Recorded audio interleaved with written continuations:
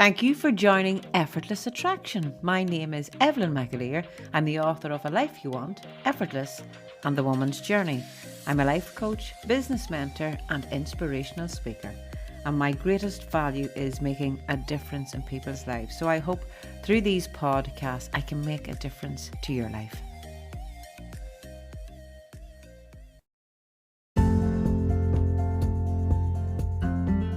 If you would like to advertise your business by becoming a sponsor on an upcoming Effortless Attraction podcast, send an email to evelyn@evelynmacaleer.com.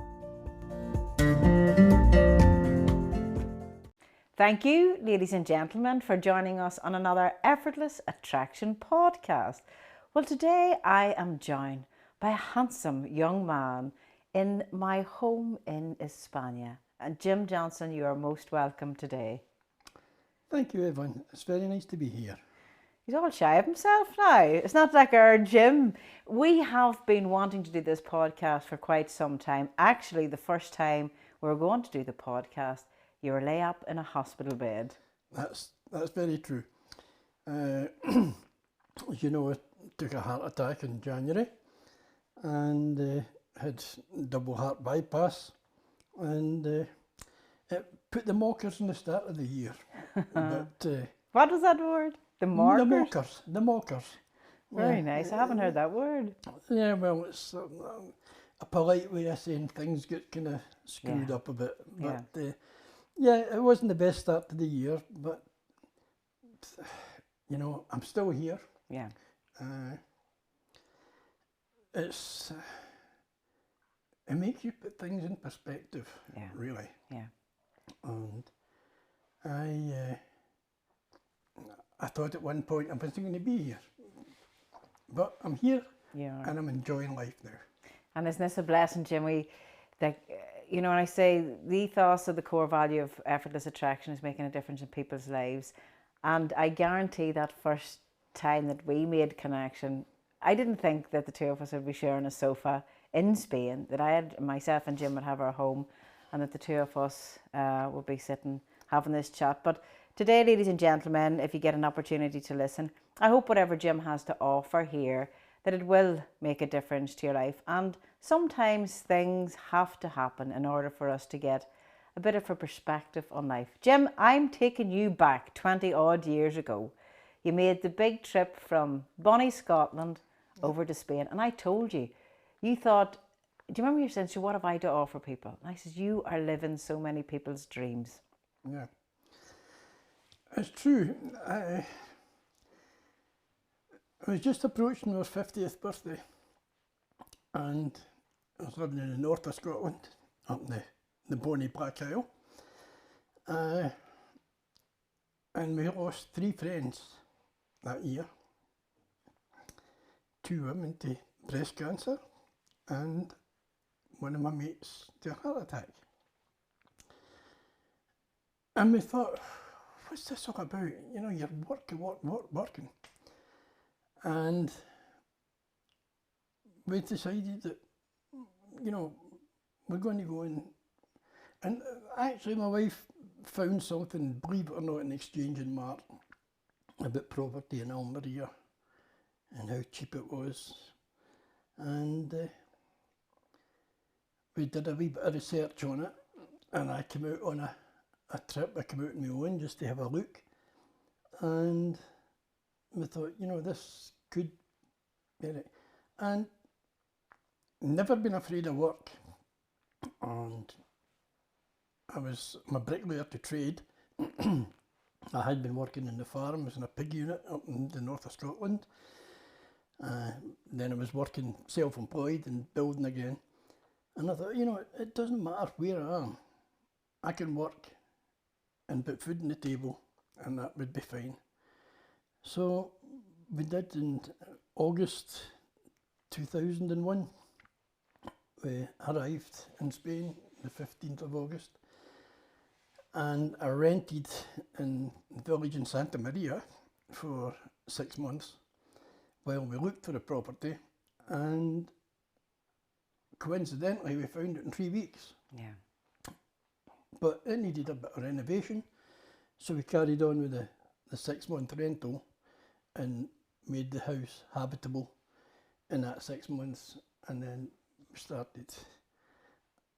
And I had bought an old lorry to bring myself over because I was getting quoted an awful lot of money for a removal for the north of Scotland, over $7,500, and I bought the lorry for $4,500. And I thought, yeah, no 7.5 tonner, and I loaded it up all our goods and chattels and headed off down to Spain. And we just arrived, and when I got here, somebody said, "That's a nice big lorry, would you go back to the UK for my furniture?"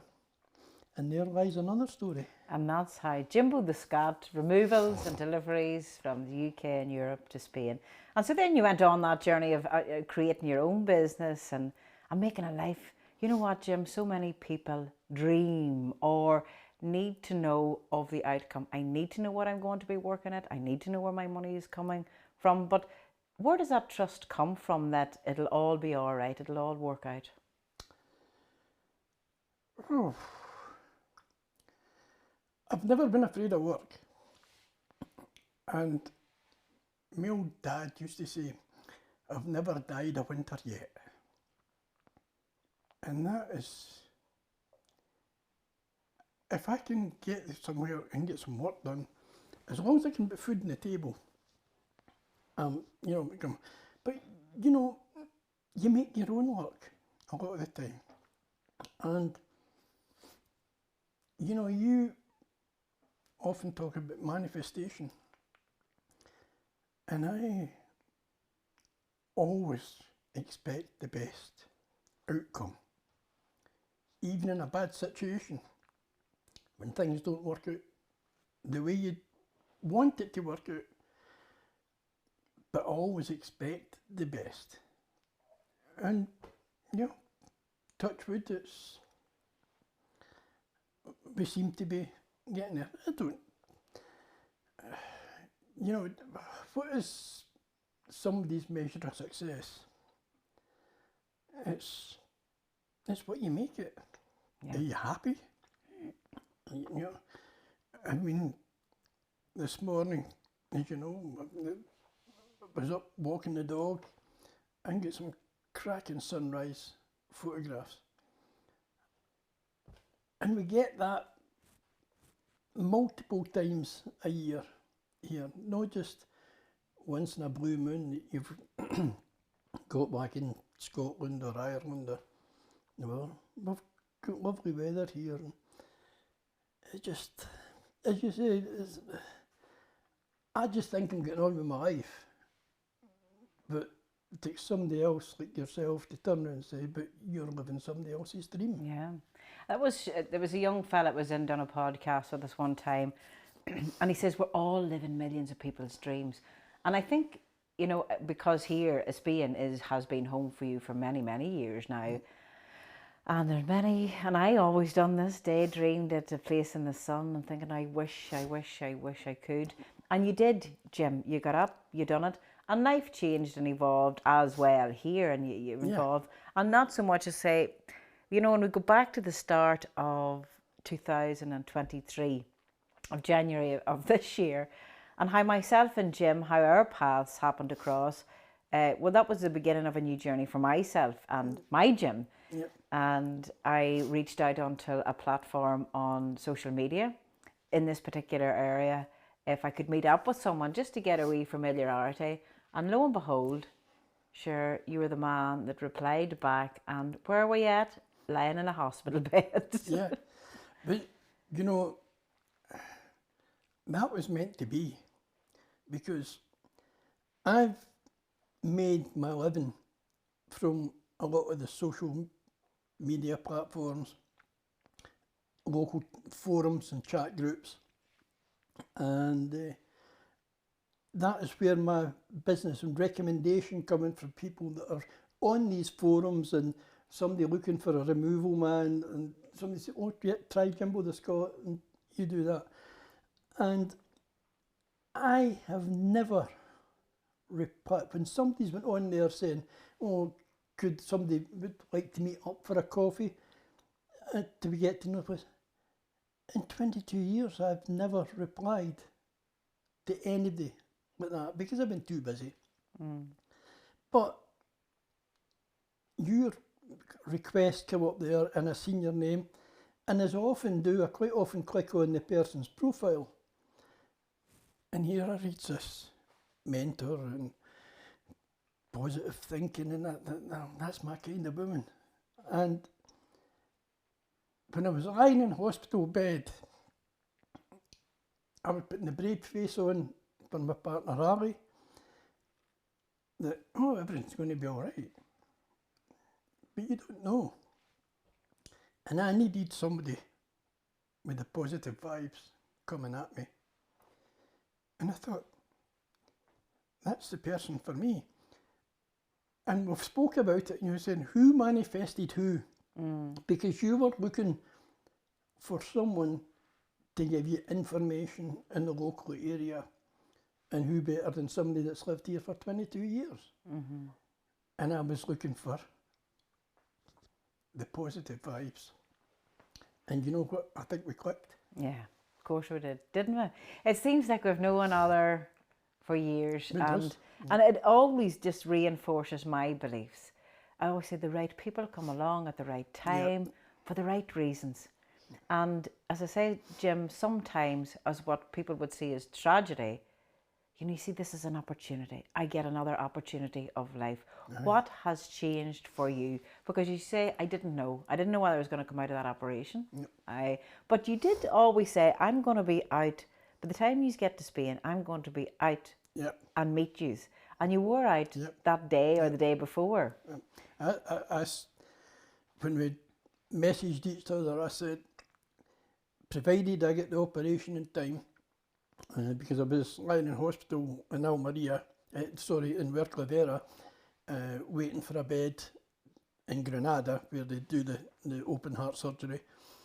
And I said, as long as my operation's done in time, I am making it a goal. And you were coming, I think, on the 29th of January, I think it was. And I will be out in time to meet up for a coffee. And we did. And we did. But it was, and we actually get home from hospital a day earlier than they said it was going to be, which actually made it work out to be the day that I needed to be out to meet you. Yeah. Because I was home the day early and then we met you the following day. Yeah.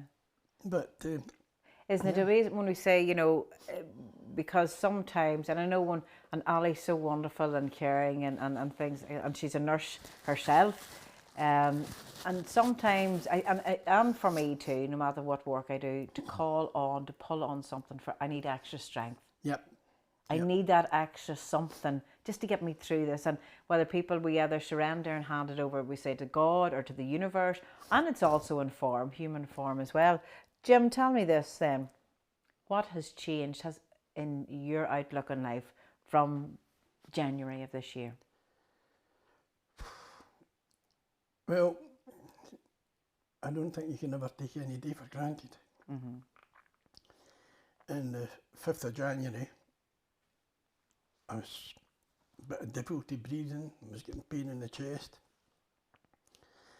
And I'd said to Ali, I said, bit of pain, and she went, car, boom, straight down to urgencies, took me straight into the hospital. And they were brilliant in here, the speed with which they got me in and all the tests done. And that was great. But when you're lying there, you realise that, no day is guaranteed. Just 5th of January could have been my last day on earth. But, and I'm a great believer in the day you're born, your exit card is stamped. And my card wasn't stamped. It wasn't my time. But you still need to. I've had a great year. Yeah. Since then, this year in August, when it was at 40 odd degrees here, and I love the heat, But even as I'm getting older now, it's a wee bit harder to take. And this year I said to Ellie, we're going back to Scotland for August. And, you know, it was seeing Ali's mum and dad in the south of England and her family there. And then we went up to Scotland, stayed with my brother, and then I went right back up to the north. And I went and visited people that I haven't seen for years. Friends, neighbours, old neighbours up there. And we had an absolute ball. And you know, Ali always said that when we were in the removals and we were going back and forward, she said every time she crossed the border at Carlisle, it was always raining. Well, you know, we crossed the border in August and the sun was shining, it was 27 degrees, and we had 10 absolutely gorgeous days in Scotland. Yeah. So I've been forgiven for taking her there in the rain. But, you know, I miss my work. After Brexit, we finished up, instead of going back to the UK, we started running around Europe. And we did removals on behalf of another company. We were in Norway, Denmark, Czech Republic, Germany, Switzerland, Italy, Belgium, France, Holland, Portugal, all over Europe, and getting paid to go there. And although we didn't have a lot of time to experience these places, you're still getting to see them. And we've now got a bucket list of the places that we visited, and now we're going to go back and do city breaks. You know, we can jump in the plane at Alicante and fly to Prague, and have some time in the Czech Republic. You know, or we can jump in the car up through Barcelona, La Jonquera, south of France into Italy. You know, a couple of days and you're in the south of Italy. So that's what we're going to be doing, is doing some little jaunts. Creating more wonderful memories. Absolutely. Well, Jim, tell me this, for anyone that's listening to the podcast and they're worrying or they're stressing over things, money, work, health, any advice? Can I ask your age as well? I know just because I always love this. I think it's never about the age, but it's words of wisdom, because when you have lived life and you've seen plenty of life and you've experienced plenty of life, I think these are words of wisdom that can never be found in any textbook. Well, I'm 71. I'll be 72 in February. And, you know, back in the 80s, I had a builders and joiners business that was put into liquidation through no fault of my own, and I'll not go into the details, but we went down the Swanee. And I remember before we went down the Swanee, bank managers phoning you up. Is there any money coming in? Suppliers phoning you up. When are you paying this bill? And we were, back then, we were owed over £50,000, which had been frozen due to circumstances, an inquiry, you know, in the health authority, who we did a lot of work for, and all money was frozen. And the bank manager's hassling you. And waking up at 5 in the morning with your stomach churning like a cement mixer. And when we finished up and the liquidation was all finished, I vowed then that I would never ever let a bank manager or anybody worry me like that again. Though if I owe somebody money, they'll get paid.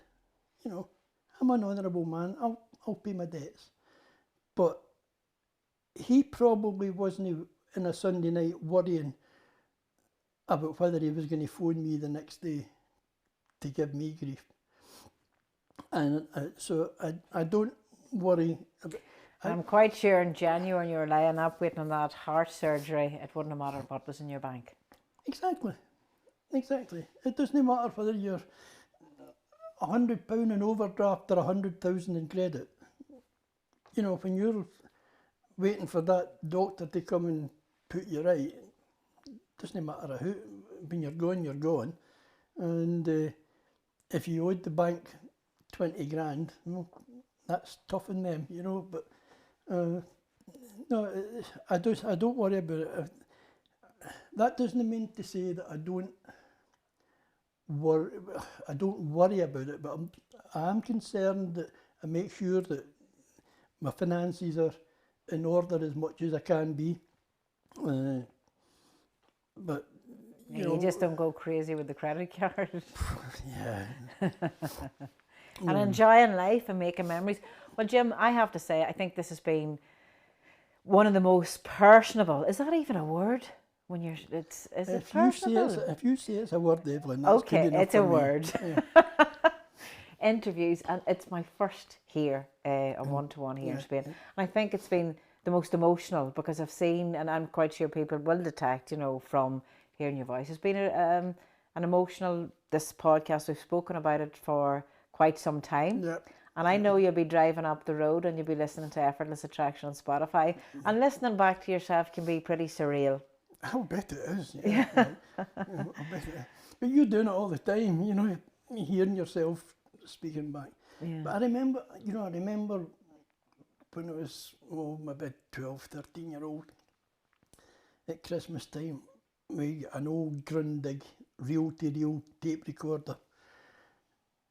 And, you know, my mum and my dad and my brothers, and we were all having a go at, and all of a sudden when this microphone get put in front of you, what do I say? Yeah. What do I say? And nobody knew what to say.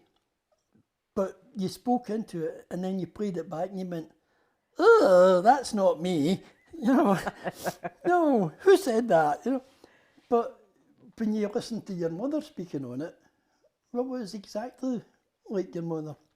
But it's something I've always found strange, how you never sound like you think you sound. Yeah. You know, Maybe we don't listen to ourselves often enough.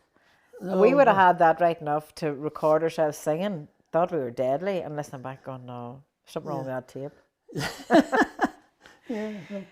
Jim, I want to say thank you so much for your time. And ladies and gentlemen, you'll find him if he accepts your friend request. He loves putting up his lovely sunrise, sunset photographs of his garden that he's out working on there. He's his pond. He's going to start growing his veg. So you want to catch up with Jimbo the Scot, Jim Johnston, his life in España. I'm sure if you send him a wee friend request, he's always full of positive affirmations and the glass half full, more than full, overflowing. If it gets down as low as half full, just top it up with the good stuff. Yeah. And let it overflow. Absolutely. Well, Jim Johnston, thank you so much for your time today. Thank you, Evelyn. It's lovely.